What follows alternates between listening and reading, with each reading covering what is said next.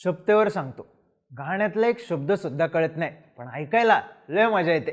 आधी अशी मजा आली होती इम्रानचं कहो ना कहो आणि बॉबीचं जमाल कोडू ऐकताना, पण यावेळी मजा नुसती ऐकण्यात नाही, बघण्यात सुद्धा आहे. कारण स्क्रीनवर तो आहे, स्वतः तो. कधी काही टक्कल पडलं म्हणून इंडस्ट्रीमधून गायब झालेला तो, कधी काळी याचा पिक्चर आला तरी कोण बघणार असं वाटणारा तो, आता स्क्रीनवर येतो आणि सगळं मार्केट खाऊन टाकतो. आर माधवन, अर्जुन रामपाल, संजय दत्त, रणवीर सिंग हे काही किरकोळ ॲक्टर नाहीत. त्यात संजू बाबाची एंट्री हा स्पेशल विषय असतो. पण धुरंधर रिलीज झाल्यापासून चर्चा फक्त एकाच माणसाची आहे, त्याच्या एंट्रीला लागलेल्या गाण्याची, त्याच्या कमी पण भारी डायलॉग्सची, त्याच्या क्रूर ॲक्शनची, त्याच्या चालण्याची, दिसण्याची, मारण्याची, त्यानं राडा केल्याची. ही स्टोरी खऱ्या धुरंधरची, अक्षय खन्नाची. नमस्कार, मी चिन्मय आणि तुम्ही पाहताय बोलबिडू. या वर्षाची सुरुवात जानेवारी महिना. छावा पिक्चरचा टीझर आला होता. खतरनाक चर्चा सुरू होती. छत्रपती संभाजी महाराजांच्या आयुष्यावर बॉलिवूड पहिल्यांदाच पिक्चर करत होतं, ते सुद्धा मोठ्या स्केलवर. बजेट, स्टारकास्ट, रिसर्च, डायरेक्शन सगळं उजवं होतं. विकी कौशल टीझरमध्ये उठून दिसला, पण मार्केट कोणी खाल्लं? सिवा गया पर अपनी सोच जिंदा छोड गया असं म्हणत मयूर सिंहासनात किमांश घालून बसलेल्या अक्षय खन्नानं. छावा आला तेव्हा सुद्धा अक्षय खन्नानंच धुव्वा केल्याचं बोललं गेलं. प्रचंड कपटी, मोजकच बोलणारा आणि अंगात प्रचंड गर्व असलेला औरंगजेब अक्षय खन्नानं प्रॉपर उभा केला. एका अर्थानं हा अक्षय खन्नाचा कमबॅक होता. अक्षय खन्ना संपला या प्रश्नाला दिलेलं उत्तर होतं. पण अर्थात ते एक ऐतिहासिक कॅरेक्टर होतं, त्यामुळं एका चौकटीत काम झालं. औरंगजेबाची आपल्या डोक्यातली प्रतिमाच क्रूर आहे. अक्षय खन्नानं ती क्रूरता स्क्रीनवर अंडरलाईन केली, पण कुठलाच सीन अंगावर आला नाही. कारण अक्षय खन्नाची एनर्जी, अक्षय खन्नाचा ऑरावरून आठवलं अक्षय खन्नाचे वडील विनोद खन्ना सुपरस्टार होते, बच्चनच्या लीगमधला माणूस. ऑरा फार्मिंग काय असतं हे दाखवणारा आणि पीकवर असताना गायब होणारा माणूस. सुपरस्टार असणाऱ्या विनोद खन्नांनी अचानक संन्यास घ्यायचं ठरवलं. त्यांनी बॉलिवूड सोडून थेट ओशोंचा आश्रम गाठला. त्या काळी ओशो हे नाव प्रचंड वादग्रस्त होतं, अजूनही आहे, पण त्यावेळी हा विषय प्रचंड कॉन्ट्रोवर्शियल झाला. आपला संन्यास घ्यायचा निर्णय विनोद खन्ना यांनी प्रेस कॉन्फरन्स घेऊन सांगितला. त्या प्रेस कॉन्फरन्समध्ये त्यांचा मुलगा सुद्धा होता. विनोद खन्ना यांनी त्याचा हात हातात घट्ट धरून ठेवलेला. या हातानं अक्षयला लिगसी दिली. सुपरस्टारचा मुलगा हा फायदा सुद्धा होता आणि शाप सुद्धा. पण अक्षय खन्ना सगळ्याला पुरून उरला. मुळात त्याच्या बॉलिवूड करिअरची सुरुवातच विनोद खन्ना यांच्यासोबत झाली. अक्षयला ब्रेक मिळाला हिमालय पुत्रमधून. सोबत विनोद खन्ना, हेमा मालिनी होते. पिक्चर चालला नाही. बड्या बापाचं फेलपोरग हा शिक्का तयार झाला. शाहीद बुडवला गेला आणि तेवढ्यात बॉर्डर आला.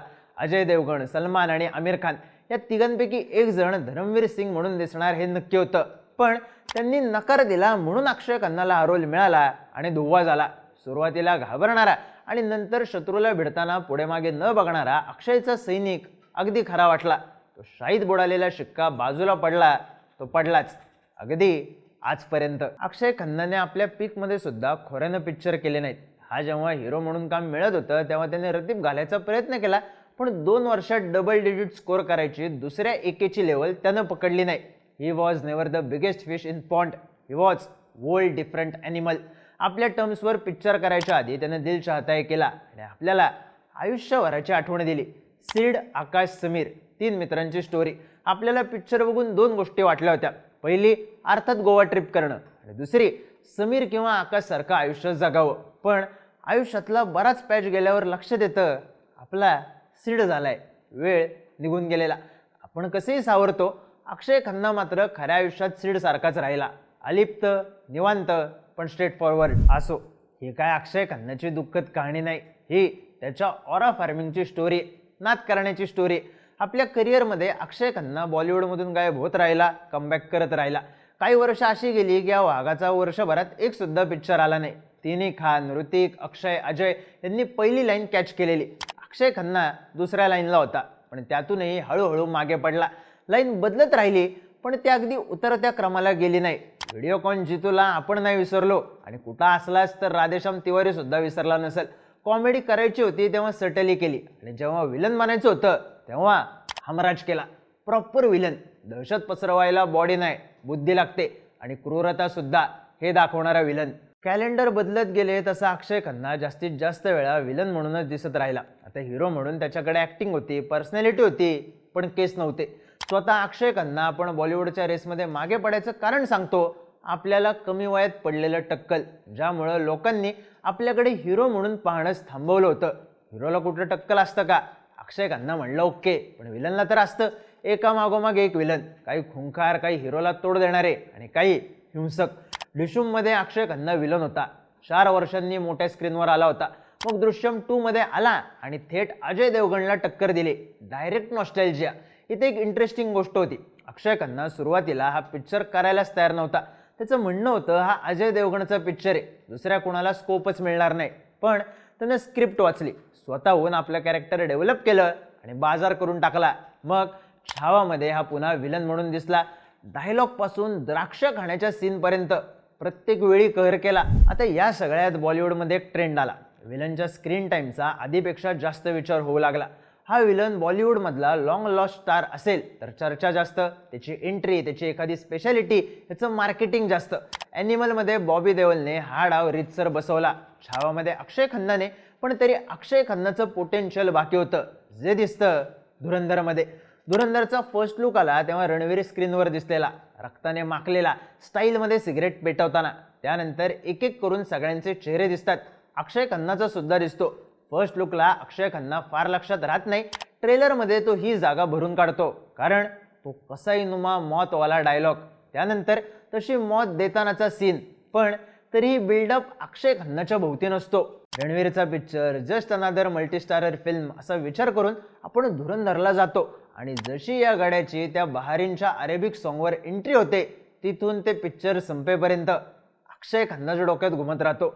रेहमान डकेतचं कॅरेक्टर खऱ्या आयुष्यात सुद्धा कपटी, क्रूर आणि स्वतःच्या आईचं खून करण्या इतपत निर्दयी होतं. जेव्हा धुरंधरचा ट्रेलर आला तेव्हा लॅरीमधल्या लोकांची प्रतिक्रिया होती की रेहमान डकेत असा दिसत नव्हता.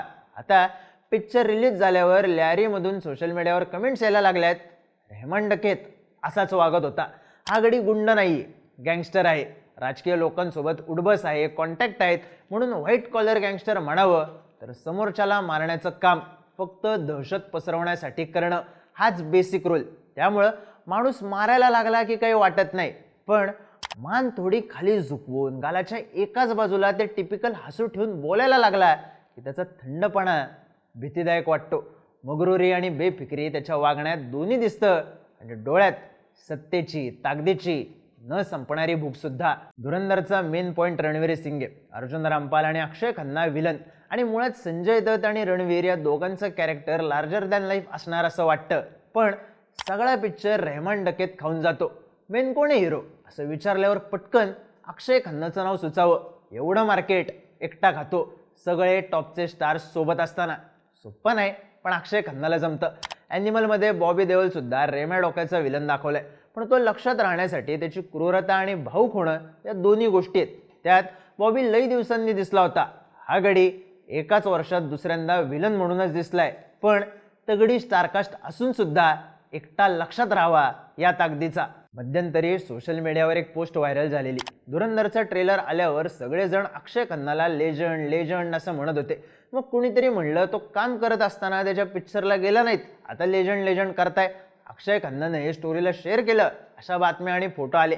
आता समजा केलं असलं तरी अक्षय खन्नाचं काहीच चुकलं नाही. तो नेपोकिड होता, पण कुठल्या कॅम्पमध्ये नव्हता. त्याची PR टीम असेल का?